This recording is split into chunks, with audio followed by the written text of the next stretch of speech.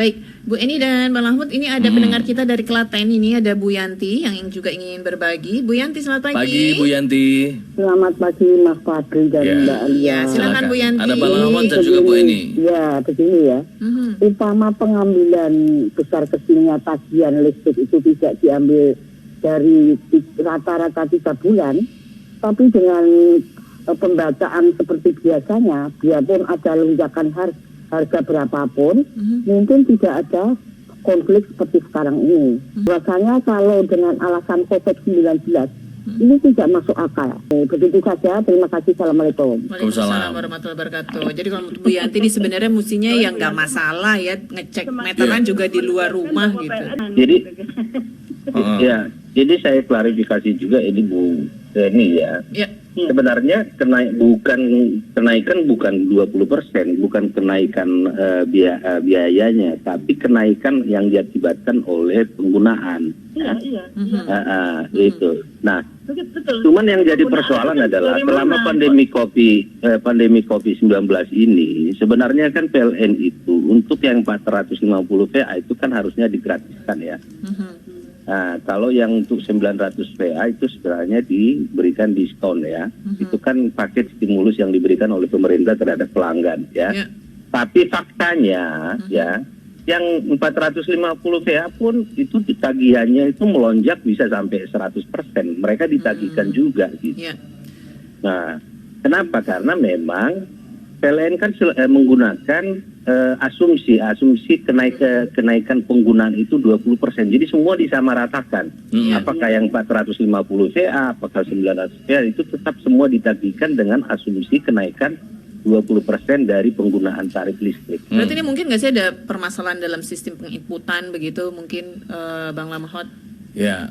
Atau tidak ada transparansi nih dari PLN kepada masyarakat atau bagaimana?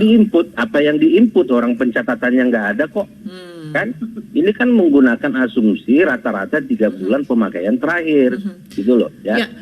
Nah, itu pun kenaikannya dasarnya saya setuju Bu Eni. Dasarnya 20% penggunaan disamaratakan. Jadi kalau ada pun rumah kosong selama pandemi ini rumahnya kosong. Akan kena juga ya, begitu ya 20%. Setelah Maret misalnya gitu ya, selama PSBB sampai Mei misalnya kosong rumah tersebut.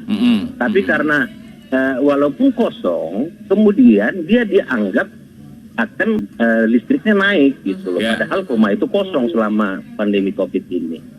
Itu kan masalah gitu. Ya, baik ke Bu Eni. Bu Eni, ini kan harusnya kita butuh pengetatan ikat pinggang gitu. Anggaran dikurang-kurangi selama masa pandemi, sementara pendapatan juga berkurang. Tapi ternyata lonjakan tagihan PLN luar biasa terasa. Ini bagaimana dampaknya untuk percepatan pemulihan ekonomi di tanah air di tengah masa pandemi COVID, Bu Eni? Ya, sebenarnya sekali lagi kalau memang tagihan yang dibebankan ke pelanggan itu berasal dari peningkatan penggunaan, pelanggan pun pasti tidak masalah. Gitu kan. Yang tadinya uang selisih katakanlah naiknya sampai 100% kan tadinya 500.000 menjadi 1 juta, kadang tadinya 1 juta menjadi 2 juta. Nah, uang 1 juta atau selisih itu kan sebenarnya bisa dibelikan untuk beraneka ragam sektor yang lain ya. Nah, kalau itu dialokasikan untuk PLN berarti kan mengurangi daya beli masyarakat satu individu misalnya berkurang 500.000. Nah, kalau ini tadi yang mengeluh sekitar 68.000 orang dan mungkin yang tidak mengeluh juga lebih banyak yang mengalami kenaikan, artinya segitu dampaknya terhadap penurunan daya beli masyarakat. Baik, jadi harus menjadi catatan juga ini untuk pemerintah ya. Yang pasti butuh audit ya Bu Eni ya. Iya, setuju. Satu informasi lagi ya, ini Bu Alia sama Fadli ya. Ini kan PLN sekarang ini kan dapat pemerintah kan bayar utang kepada PLN itu sebesar 48 triliun ya. Jadi sebenarnya makanya nanti saya dalam RDP di Komisi 6 itu saya akan tanya mereka pertanggungjawaban mereka kenapa kok menggunakan asumsi 20% itu kenaikan. Kita akan tunggu jawabannya itu. Baik, tapi Bu Eni terima kasih Bu atas Eni terima kasih waktunya. Selamat pagi Bu Eni. Baik. Ya. Kita Bang Lamot masih lanjut ya. Bang Lamot, ini kan ada solusi juga nih dari PLN supaya meringankan masyarakat. Jadi untuk yang carry over atau yang kelebihan tagihan tadi bisa dicicil. Nah, apakah ini sudah cukup bisa meringankan, Bang Lamot? Nggak segampang itu. Jadi nggak segampang itu bisa dicicil atau gimana Yang jelas itu kan sangat memberatkan Masalah tepat atau masyarakat. tidak tepat lah ini begitu Iya, ya pengenaan 20% dalam kondisi ini. pandemi seperti ini kan masyarakat kita kan sangat terdampak ya. Jadi kalaupun mereka dibebani dengan kenaikan listrik seperti ini, itu tentu sangat memberatkan mereka. Untuk pemerintah sekarang aja untuk sembako aja kita sebar kepada mereka. Ya. Walaupun nilai sembako itu mungkin nggak sampai 100.000 ya, tapi itu sangat berguna bagi mereka. Nah, masa kita harus membebankan mereka kenaikan listrik 200 sampai 100%? Kan ini juga akan kebalikan daripada yang dilakukan oleh pemerintah terhadap masyarakat kita.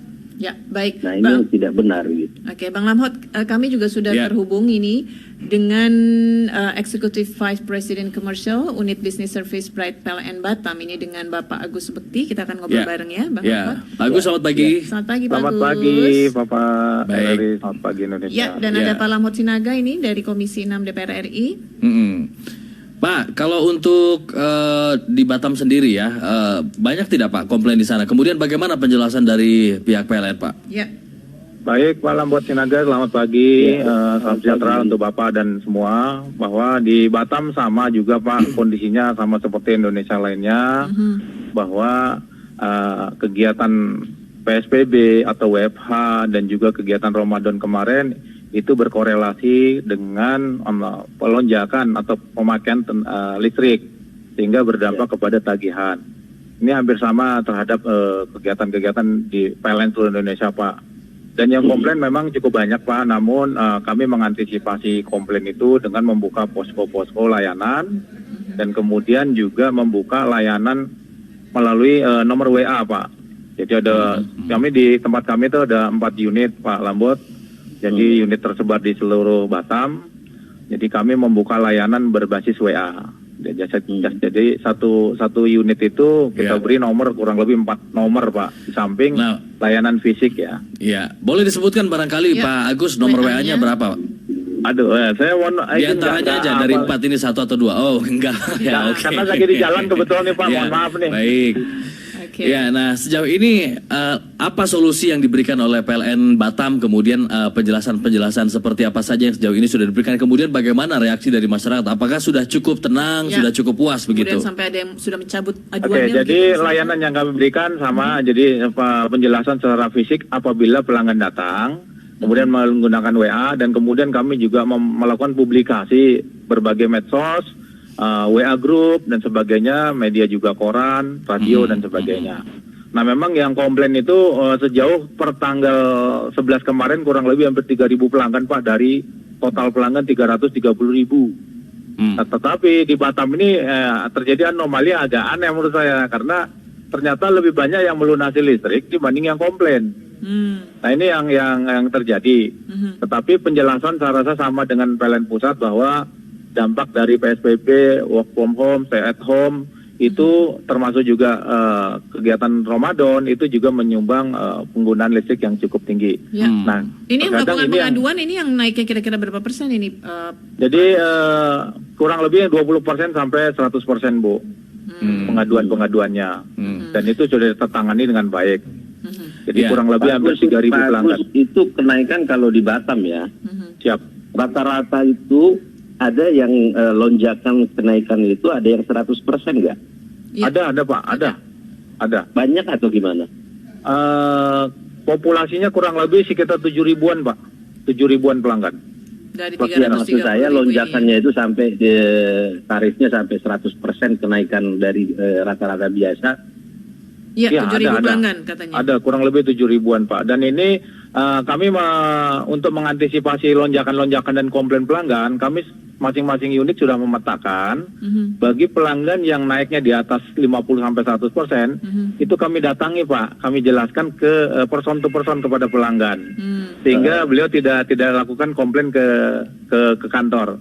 Jadi untuk mengantisipasi. Kalau didatangin harusnya kan sekalian aja dicatatkan meterannya yang aktual berapa. Betul, Pak. Jadi memang kegiatan itu dilakukan sesuai standar, Pak. Jadi ketika kita kedatangi, kita juga catat. Jadi lonjakan ini akibat dilakukan pencatatan yang sebenarnya. Mengingat bulan Maret dan April itu kita melakukan rata-rata.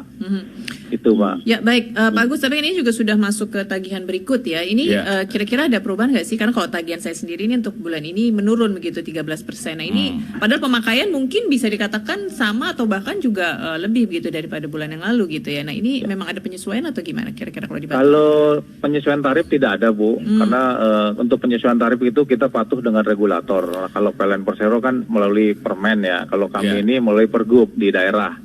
Karena regulasi kami di provinsi dalam hal ini. Jadi Baik. kalau kenaikan itu tidak ada Pak. Baik, nah Kalau untuk di Batam yang 450 VA digratiskan nggak Pak Agus? Digratiskan Pak Lambot, sama kami ngikutin pusat. Pusat. Namun untuk yang 900 VA itu tidak masuk dalam kategori, mengingat di Batam ini tidak ada pelanggan yang bersubsidi. Dan moto kami kan mandiri tanpa kalau subsidi. begitu, ada nggak pelanggan yang 450 VA yang komplain dia ditagihkan kenaikannya? Saya rasa tidak ada Pak, karena kan yang 450 itu digratiskan Pak. Oke. Oh, jadi di Batam rata-rata tidak ada yang menggunakan 450 volt ampere dengan 900 yang sebagian subsidi ya, Pak Agus, atau bagaimana? Nah untuk yang 450 ada pelanggannya Pak, dan Oh, kita gitu. ngikutin nasional, kita gratiskan 3 bulan. Dan tidak ada yang tertagih lah begitu Iya. ya pokoknya ya. Tidak tertagih karena itu kita gratiskan Pak Lambot. Iya, skemanya apakah mengikuti skema pusat Pak? Jadi ada cicilan bagi konsumen yang tagihannya tiba-tiba melonjak. Sama kami ngikutin arahan pusat. Oke. Sama kami melakukan pencicilan untuk mempermudah pelanggan. Termasuk juga soal pengecekan manual oleh para petugas. Ini sebelumnya memang tidak ada ya selama 3 bulan selama pandemi, Pak Agus. Selama 2 bulan aja Pak, 2 kami bulan. tidak melakukan pencatatan Maret dan April. Kemudian Mei itu kami sudah melakukan pencatatan seperti biasa. Dan ketika kita waktu mau tidak mencatat itu, kami sudah koordinasi juga dengan Ombudsman di sini untuk konsultasi. Kemudian di sini juga ada Satgas COVID. Sehingga kami mengikuti arahan-arahan pemerintah supaya kita tidak menjadi carrier penyakit COVID dan sebagainya. Mengingat kan PLN ini objek strategis. Nah kalau kita terkena COVID maka akan tercipta klaster baru di PLN. Nah itu berbahaya kalau terjadi ke pelayanan publik. Nah ini kabarnya Pak Agus, jadi pengguna listrik di Batam harus memfoto KWH-nya baru dikirimkan supaya dihitung berdasarkan pemakaian rata-rata per 3 bulan sebelumnya, seperti itu kalau tidak salah. Mohon dikonfirmasi Pak. Baik Pak, jadi untuk bulan Maret dan April kita memberikan fasilitas karena social distancing, memberikan fasilitas kepada pelanggan untuk mencatat meternya secara mandiri dan kemudian dikirimkan kepada PLN. Bagi yang mengirimkan angka itu tidak ada masalah sampai saat ini. Ya. Nah bagi yang tidak mengirimkan itulah yang terkena rata-rata Pak Lambot. Oke. Baik. Nah ini yang informasi seperti itu saya kira kan hampir semua rumah tangga nggak ada yang dapat informasi untuk mencatatkan pemakaian listrik dan mengirimkan kepada PLN. Sosialisasi awal ya kurang ya. Baik, kalau begitu Terakhir, kita Pak sudah di Ahmad. penghujung masing-masing closing Mungkin statement. dari Pak Lambot sendiri ini DPR apa yang akan dilakukan selain nanti mempertanyakan yang 20% carry over itu? Ya kita kan akan mempertanyakan itu. Pertama kebijakan dengan menggunakan asumsi pencatatan rata-rata 3 bulan terakhir itu dasar hukumnya dari mana? Ya. Kalaupun misalnya tidak bisa dilakukan pencatatan selama 3 bulan, harusnya setelah pandemi, setelah misalnya pencatatan itu bisa dilakukan baru ditagihkan. Itu yang harusnya bisa dilakukan oleh PLN. Ya. Baik. Sambil kemudian mereka harus merencanakan ke depan, ini nggak boleh terulang masalah ini sampai 2 kali. Baik, kalau begitu. Digitalisasi itu harus segera diprogramkan di PLN. Ya, Baik, nah kalau Pak Agus Pak, barangkali juga ingin memberikan penjelasan kepada para pengguna listrik di Batam nih Pak. 30 detik terakhir Pak, silakan. Baik, melihat kejadian seperti ini, kita membutuhkan untuk pelanggan sadar untuk saling mengontrol dengan pemakaiannya. Oke. Karena memang kejadian kemarin itu kejadian yang sifatnya abnormal dan luar biasa, sehingga ini memang hanya terjadi sekali ini saja. Dan ke depan kita tidak melakukan rata-rata kembali, tapi kita sudah melakukan pencatat meter secara biasa. Oke, baik. Itu kira-kira. Jadi Ya, tetap baik kalau dibutuhkan begitu. partisipasi warga Pak Agus juga dan ya. juga Terima kasih. Pak Lamhot, terima kasih banyak sudah bersama Baik, kami. terima Selamat kasih. pagi, Selamat Bapak-Bapak pagi, sekalian. Selamat Bapak-Bapak. beraktivitas kembali. Iya. Anggota Komisi 6 DPR RI Lamhot Sinaga dan juga dari Eksekutif Vice President Commercial Unit Business Service Bright PLN Batam yaitu Bapak Agus Agus Subakti.